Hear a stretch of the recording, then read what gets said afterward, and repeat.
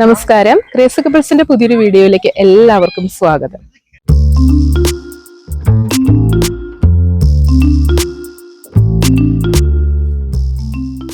എല്ലാവരും സുഖമായിട്ടും സന്തോഷമായിട്ടും ഇരിക്കുന്നു എന്ന് വിചാരിക്കുന്നു കേട്ടോ.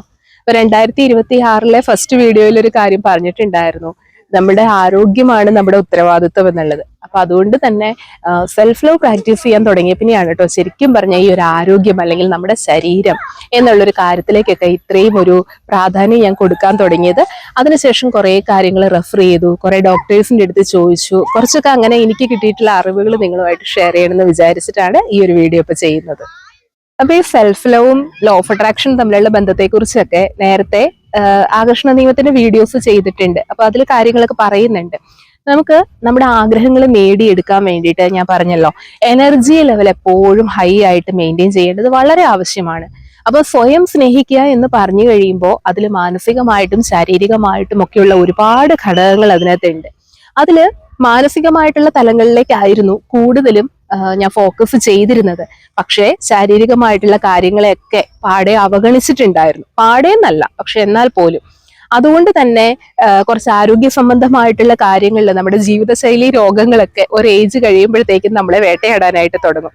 തൈറോയിഡിന്റെ കാര്യം വന്ന് വെയിറ്റ് ഗെയിൻ വന്നു കഴിഞ്ഞപ്പോഴാണ് വെയിറ്റ് ലോസ് വരുന്നതിനെ കുറിച്ച് ഡയറ്റ് കാര്യങ്ങളൊക്കെ അതൊന്നും പ്രോപ്പർ ആയിട്ടുള്ള ഒരു ന്യൂട്രീഷനിസ്റ്റിന്റെ കീഴിലൊന്നും ആയിരുന്നില്ല ഞാൻ ചെയ്തത്. നമുക്ക് കിട്ടിയിട്ടുള്ള അറിവുകളൊക്കെ ഉപയോഗിച്ച് അങ്ങനെ ഫോളോ ചെയ്തു വന്നു. എങ്കിലും കാര്യമായിട്ടുള്ള വെയിറ്റ് ഒന്നും കുറയാതെ വന്നു കഴിഞ്ഞപ്പോഴാണ് ഇതിനെക്കുറിച്ച് കൂടുതലായിട്ട് അറിയാനൊക്കെ നോക്കിയത്. അങ്ങനെയാണ് ഞാൻ കഴിഞ്ഞ വീഡിയോയിൽ പറഞ്ഞതുപോലെ ഷുഗർ കട്ടും അതുപോലെ റിഫൈൻഡ് ഓയിൽ എന്ന് പറയുന്ന ഒരു വില്ലനും അടുക്കളയിൽ നിന്നും തീർത്തും നമ്മൾ മാറ്റി നിർത്തിയത്. അങ്ങനെ 2026 കുറച്ച് മാറ്റങ്ങളൊക്കെ ഞാനും വരുത്തി തുടങ്ങി. നേരത്തെ തന്നെ ഉണ്ടായിരുന്നതാണ്. ഡയറ്റിന്റെ ഭാഗമായിട്ട് തന്നെ രാത്രിയിലെ ഭക്ഷണം ഒഴിവാക്കിക്കൊണ്ട് 5:30 ആവുമ്പോഴത്തേക്കും വൈകുന്നേരത്തെ ഫുഡ് കാര്യങ്ങളൊക്കെ തീർക്കും.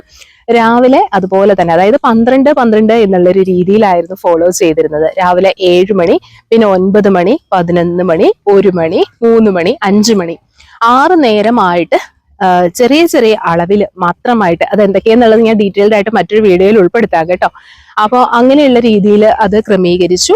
6 മണിയോടുകൂടി വൈകുന്നേരത്തെ ഡിന്നർ കാര്യങ്ങളെല്ലാം തന്നെ അവസാനിപ്പിക്കുന്നു. പിന്നെ പിറ്റേ ദിവസം 7 മണി വരെ എന്ന് പറയുമ്പോഴത്തെ അത്രയും ഒരു ടൈം കിട്ടുന്നുണ്ട്. ഇത് ഞാൻ മനസ്സിലാക്കി എന്താന്ന് വെച്ച് കഴിഞ്ഞാൽ, നമ്മുടെ ശരീരം എന്ന് പറയുന്നത് ശരിക്കും, അതായത് സെൽഫ് ലവ് ചെയ്യാൻ തുടങ്ങിയ ഞാൻ പറഞ്ഞില്ലേ, നമ്മുടെ ശരീരത്തെ നമ്മൾ സ്നേഹിക്കുകയാണ്. ശരീരത്തിനൊരു വയ്യായിക വന്നു കഴിഞ്ഞാൽ തീർച്ചയായും മാനസിക ആരോഗ്യത്തെ അത് അഫക്റ്റ് ചെയ്യും, അല്ലെ? അപ്പോൾ ശരീരം നല്ല എനർജറ്റിക് ആയിരിക്കണം. എപ്പോഴും നമുക്ക് ക്ഷീണം തളർച്ചയില്ലാതെ ഉത്സാഹത്തോടു കൂടി ചുറുചുറുക്കോടു കൂടി ഇരിക്കാനായിട്ട് സാധിക്കണം. അതിനു വേണ്ടി എന്നെ ഈ കാര്യങ്ങളൊക്കെ തീർച്ചയായിട്ടും സഹായിച്ചിട്ടുണ്ട് കേട്ടോ. അപ്പോൾ അതില് കൂടുതലും ഫ്രൂട്ട്സ് വെജിറ്റബിൾസ് ഉൾപ്പെടുത്താനായിട്ട് ശ്രമിച്ചു. അതുപോലെ തന്നെ ബേക്കറി ഐറ്റംസ് പാടെ ഒഴിവാക്കി. ഷുഗർ കട്ട് ഞാൻ പറഞ്ഞല്ലോ, അങ്ങനെയുള്ള കാര്യങ്ങൾ. ചായ കാപ്പി പൂർണ്ണമായിട്ടും അതിനോട് ഗുഡ് ബൈ പറഞ്ഞു. അതുപോലെ ഗ്രീൻ ടീ ശീലമാക്കി. അപ്പൊ ഇങ്ങനെയുള്ള കുറച്ച് മാറ്റങ്ങളൊക്കെ വരുത്തിയ കൂട്ടത്തില് ഞാൻ ഇപ്പൊ പറഞ്ഞു വരുന്നത് മറ്റൊന്നും അല്ല, മാനസിക ആരോഗ്യം എങ്ങനെ, അല്ലെങ്കിൽ എങ്ങനെ ചെറുപ്പമായിട്ട് ഇരിക്കാം എന്നുള്ള കാര്യങ്ങളൊക്കെയാണ്. മറ്റൊന്നും അല്ല, നമ്മുടെ ശരീരം എന്ന് പറയുന്നത് ഒരു ഫാക്ടറി പോലെയാണ്. ഞാനൊരു ഡോക്ടറുമായിട്ട് സംസാരിച്ചു കഴിഞ്ഞപ്പോൾ അവര് പറഞ്ഞതാണ്, ശരിക്കും ശരീരത്തെ അറിഞ്ഞുകൊണ്ട് നമ്മൾ ഭക്ഷണം കൊടുക്കുക, നമ്മുടെ ശരീരം എന്താണ് പ്രൊഡ്യൂസ് ചെയ്യുന്നത് എന്നുള്ളത് അറിയുക, ഓരോ അവയവത്തെയും നമ്മൾ സ്നേഹിക്കുക. സെൽഫ് ലവ് മെഡിറ്റേഷൻ ചെയ്യുമ്പോൾ നമ്മൾ തല തുടങ്ങി കാൽപാദം വരെയുള്ള ഓരോ അവയവങ്ങളും നമ്മൾ എടുത്ത് നന്ദി പറഞ്ഞ് സ്നേഹിക്കുന്നുണ്ട് നമ്മൾ അതിനെയൊക്കെ. അപ്പൊ ഓരോ അവയവത്തിനും അതിൻ്റെതായിട്ടുള്ള ധർമ്മമുണ്ട്.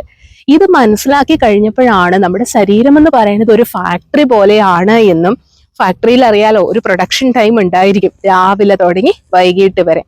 അപ്പോൾ ആ ടൈം മുഴുവനും നമ്മുടെ എല്ലാ അവയവങ്ങളും നമുക്ക് വേണ്ടിയിട്ട് ഊർജം പ്രൊഡ്യൂസ് ചെയ്തുകൊണ്ടിരിക്കുകയാണ്.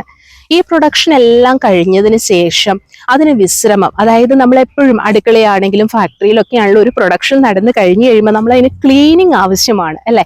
അപ്പൊ നൈറ്റ് ടൈം എന്ന് പറയുന്നത് ഇതിന്റെ ഒരു റിപ്പയറിംഗ് ടൈമാണ്, ക്ലീനിങ് ടൈമാണ്. അതുവരെ നമ്മൾ പകല് കൊടുത്തിരുന്ന എല്ലാ ഭക്ഷണത്തിലും ആവശ്യമുള്ളത് മാത്രം എടുത്തതിന് ശേഷം മിച്ചം വരുന്ന ഒരു ഫാക്ടറിയിൽ പ്രൊഡക്ഷൻ നടക്കുമ്പോൾ റോ മെറ്റീരിയൽ എല്ലാം ആവശ്യമുള്ളത് ഉപയോഗിക്കും, അല്ലെ? എത്രയോ വേസ്റ്റേജ് വരും. ആ വേസ്റ്റേജ് വരുന്നതൊക്കെ അപ്പോൾ നമ്മൾ നീക്കം ചെയ്യുന്നു. അതുപോലെ നമ്മുടെ ശരീരത്തിലെ ഓരോ അവയവങ്ങളും ഈ മാലിന്യങ്ങളെ എല്ലാം നീക്കം ചെയ്യാനുള്ള ശ്രമമാണ്. ഓരോ ചീത്തയായിട്ടുള്ള കോശങ്ങളെയും മാറ്റി നല്ല കോശങ്ങളാക്കി മാറ്റുന്നതിനുള്ള പ്രവർത്തനത്തിനിടയിൽ ലേറ്റ് ആയിട്ട് നമ്മൾ ഉറങ്ങാതിരിക്കുകയും ഈ ലേറ്റ് നൈറ്റ് നമ്മൾ ഫുഡ് കഴിക്കുകയും ചെയ്യുമ്പോൾ വീണ്ടും ഓവർ ബേർഡൻ അതിന് വരികയാണ്. നമ്മൾ എക്സ്ട്രാ ജോലി അതിന് കൊടുത്തുകൊണ്ടിരിക്കുകയാണ്. ഈ ജോലി കൊടുക്കുമ്പോൾ എന്താ സംഭവിക്കുക? ഈ ടോക്സിൻസ് ഒന്നും ഇതിന് പുറന്തള്ളാൻ പറ്റില്ല. അതുപോലെ തന്നെ രാവിലെ ആയി കഴിയുമ്പോൾ ഈ ടോക്സിൻസ് നമ്മൾ രാത്രി കിടന്ന് ഉറങ്ങില്ലേ, ആ സമയത്ത് വരുന്ന എല്ലാ ടോക്സിൻസും നമ്മുടെ വായിലും സ്കിന്നിലുമാണ് അത് വന്ന് അടിഞ്ഞു നിൽക്കുന്നത്. അപ്പൊ സ്കിന്നിൽ വരണത് നമ്മൾ എന്ത് ചെയ്യണം? വേർപ്പിലൂടെ പുറന്തള്ളപ്പെടണം. സ്കിന്നില് അതുകൊണ്ടാണ് നമ്മൾ ഈ രാവിലെ തന്നെ AC റൂമിൽ ഇരിക്കുകയോ അല്ലെങ്കിൽ വീണ്ടും നമ്മൾ ഈ മേക്കപ്പും ക്രീമുകളും ഒക്കെ തേച്ചതാകുമ്പോൾ അതിന് ഈ പറയുന്ന ടോക്സിൻസിനെ പുറന്തള്ളപ്പെടാനായിട്ട് സാധിക്കില്ല. അതുകൊണ്ടാണ് രാവിലെ ഒരു ചെറിയൊരു എക്സസൈസ് എല്ലാവരും പറയുന്നത്. സ്കിന്നിലൂടെ ആ ടോക്സിൻസ് പുറന്തള്ളപ്പെടും. ഇനി വായിൽ വന്നിട്ടുള്ളതോ, ഈ വായിൽ വന്നിട്ടുള്ള ടോക്സിൻസ് ആണ് നമ്മൾ രാവിലെ എഴുന്നേൽക്കുമ്പോൾ നമുക്ക് വായുനാറ്റമൊക്കെ ആയിട്ട് അനുഭവപ്പെടുന്നത്. നമ്മൾ നേരെ പോയി ബ്രഷ് ചെയ്യുക അല്ലെ? അതല്ലാതെ അതിനു മുമ്പേ തന്നെ ഓയിൽ പുള്ളിങ് എന്ന് പറയുന്ന ഒരു കാര്യം നമ്മൾ ചെയ്യുക. അത് ചെയ്യുമ്പോൾ ഈ ടോക്സിൻസിനെ എല്ലാം നമ്മൾ പുറന്തള്ളപ്പെടും. കുറച്ച് ശുദ്ധമായിട്ടുള്ള വെളിച്ചെണ്ണ എടുക്കുക.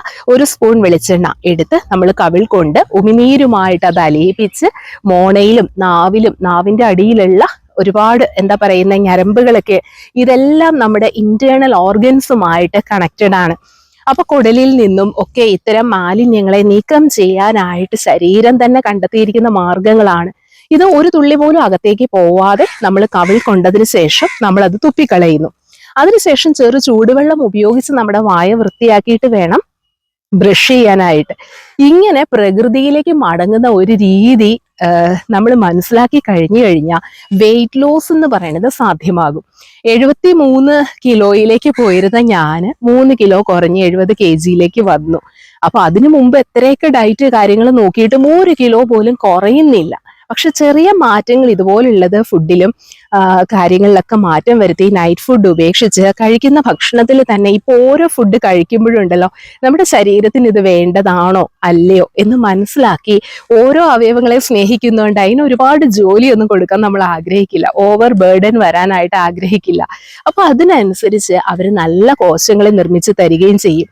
ശരിയല്ലേ? എത്രയോ ഹോസ്പിറ്റലുകളാണ്. നമ്മൾ 90s കിഡൊക്കെ ആണെങ്കിൽ നിങ്ങൾക്ക് അറിയായിരിക്കും, നമ്മുടെ ചുറ്റുവട്ടത്തൊക്കെ ഒരു ചെറിയ ക്ലിനിക്കോ ഒരു ആരോഗ്യ കേന്ദ്രമോ ഉണ്ടായിരുന്നതിൽ നിന്നും ഇപ്പൊ ചുറ്റുവട്ടത്ത് എത്ര പ്രൈവറ്റ് ഹോസ്പിറ്റലുകളാണ്. എത്രയോ കുട്ടികളാണ് നഴ്സിംഗ് മേഖലയിലേക്കൊക്കെ തിരിഞ്ഞിരിക്കുന്നത്.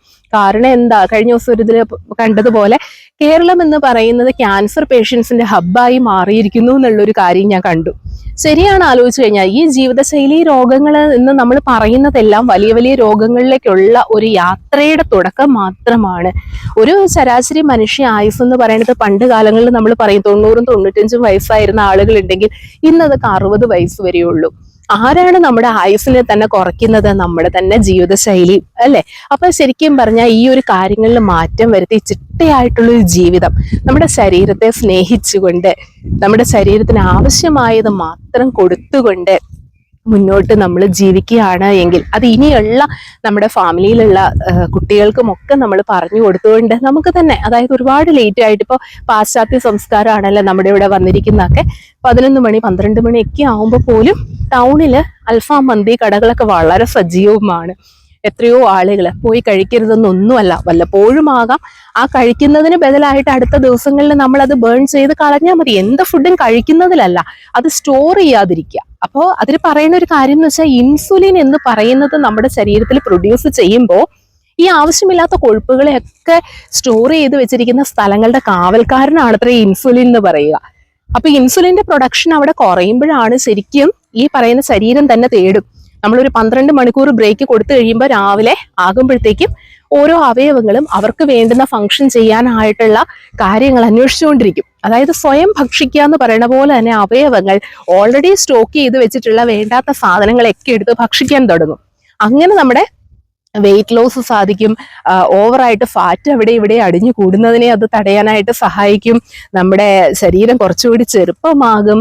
ഓക്കെ, അപ്പൊ നമ്മൾ ഈ ആന്റി ഏജിങ്ങിനായിട്ട് ഒരുപാട് ക്രീമുകളും സിറമൊക്കെ വാരി തേക്കുന്നതിന് പകരം ശരിക്കും പറഞ്ഞു കഴിഞ്ഞാൽ അകത്തേക്കുള്ള നമ്മുടെ ഇൻടേക്ക് തന്നെയാണ് നമ്മുടെ പുറമേ കാണുന്ന സൗന്ദര്യം എന്ന് പറയുന്നത് ശരിക്കും വരുന്നത്. പിന്നെ ശരീരം ഇതുപോലെ എനർജറ്റിക് ആയിട്ട് രാവിലെ ക്ഷീണമില്ലാത്ത ചുറുചുറുക്കായിട്ട് നമുക്ക് എപ്പോഴും ഇരിക്കാൻ സാധിച്ചു കഴിഞ്ഞാലുണ്ടല്ലോ, നല്ലൊരു പോസിറ്റീവ് എനർജി ആയിരിക്കും നമുക്ക്. ഈ പോസിറ്റീവ് എനർജി എന്ന് പറയുന്നത് മാനസികമായിട്ട് നമ്മളെ സ്വാധീനിക്കും. അപ്പൊ ലോ ഓഫ് അട്രാക്ഷൻ പ്രകാരം നമ്മൾ എന്ത് കാര്യങ്ങൾ ആഗ്രഹിച്ചാലും ആ ആഗ്രഹങ്ങളിലേക്ക് അതിവേഗം എത്തിപ്പെടാൻ അല്ലെങ്കിൽ അത് മാനിഫെസ്റ്റ് ചെയ്യുന്നതിന് വേണ്ടിയിട്ട് ഈ ഒരു മാനസിക തലം നമ്മളെ സഹായിക്കും. കാരണം പെട്ടെന്ന് ബ്രെയിനിലേക്ക് ആ നിർദ്ദേശങ്ങൾ കൊടുക്കുകയും അതിനനുസരിച്ച് നമ്മുടെ ശരീരം തന്നെ ഈ ആഗ്രഹങ്ങൾ നേടിയെടുത്ത് തരാൻ വേണ്ടി പ്രവർത്തിക്കുകയും ചെയ്യുന്ന ഒരു മാജിക് നിങ്ങൾക്ക് കാണാനായിട്ട് സാധിക്കും. അപ്പൊ 2026 എല്ലാവരുടെയും റെസൊല്യൂഷനിൽ ഈ ഒരു കാര്യം കൂടി ഞാൻ ഉൾപ്പെടുത്തിയിരിക്കുന്ന ഒരു കാര്യം ഗുഡ് ഹെൽത്ത് എന്നുള്ളതാണ്. ഈ ഒരു വർഷം ഇത്രയും നാളും ഒക്കെ പലതും ശ്രദ്ധിക്കാതെ ഉഴപ്പിയൊക്കെ പോയി. ഇനി കുറച്ചൊക്കെ ക്ഷീണം, കാര്യങ്ങള്, ഒരു ഉത്സാഹമില്ലായ്മയൊക്കെ തോന്നി തുടങ്ങിയപ്പോഴാണ് ഏജ് 40 കഴിഞ്ഞു.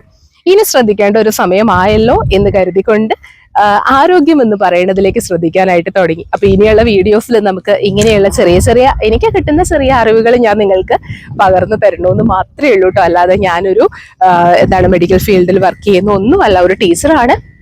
ടീച്ചറാകുമ്പോൾ സാധാരണ പോലെ എല്ലാവരും അങ്ങനെ തന്നെയായിരിക്കും അല്ലെ, നമുക്ക് കിട്ടുന്ന അറിവുകൾ നമ്മൾ ആളുകൾക്ക് കൊടുക്കുക, അത്ര മാത്രമേ ഉള്ളൂ. അപ്പോൾ മറ്റൊരു നല്ല വീഡിയോയുമായിട്ട് നമുക്ക് വീണ്ടും കാണാം. താങ്ക്